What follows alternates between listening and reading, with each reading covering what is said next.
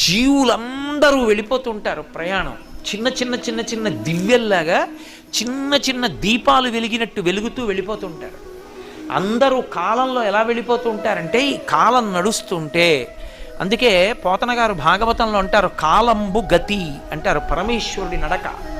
అందులో వెళ్ళిపోతూ ఈ జీవులన్నీ దీపాలు, కొన్ని కోట్ల దీపాలు వెళ్ళినట్టు వెళ్ళిపోతుంటారు. ఇవన్నీ ఎటు పెడతాయంటే అన్నీ దక్షిణానికి వెళ్ళిపోతాయి, అన్నీ దక్షిణ దిక్కుకు ఎడతాయి.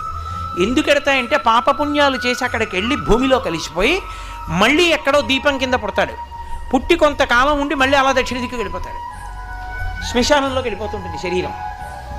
ఎవడు ఏ దీపం నేను వెళ్ళనని ఉత్తరానికి తిరిగిందో ఆ దీపం ఇక అందులోకి శరీరం పెడుతుంది, ఇక ఆ దీపం మళ్ళీ పుట్టది.